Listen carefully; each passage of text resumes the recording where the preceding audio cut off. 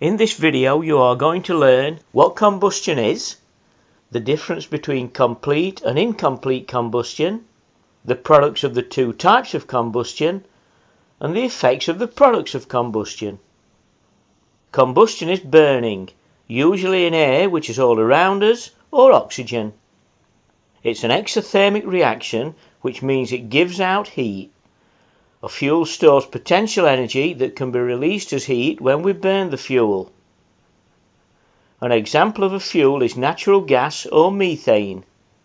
This is the fuel we burn to heat up our food.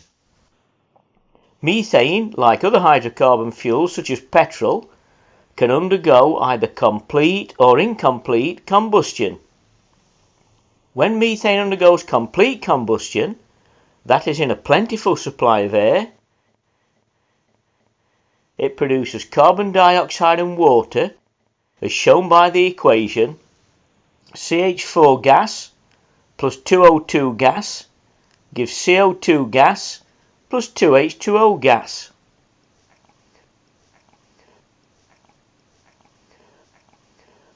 When methane undergoes incomplete combustion, that's in a limited supply of air, it produces either carbon monoxide and water or carbon and water, as shown by the equations. 2CH4 gas plus 3O2 gas gives 2CO gas plus 4H2O gas.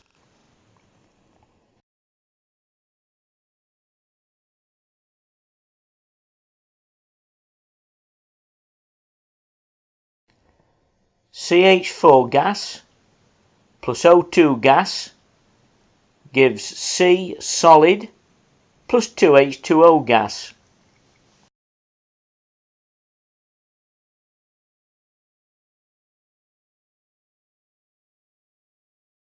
Now the effects of the products of combustion. Water vapour, as we all know, is harmless. Carbon dioxide is a greenhouse gas and contributes to global warming. Carbon monoxide, however, is toxic. It's colourless, odourless, tasteless, and so is called the silent killer. Carbon monoxide is often produced by faulty gas appliances. That's why it's important to have your gas fires and boilers regularly serviced. Unburnt carbon is a particulate and is a pollutant in the air.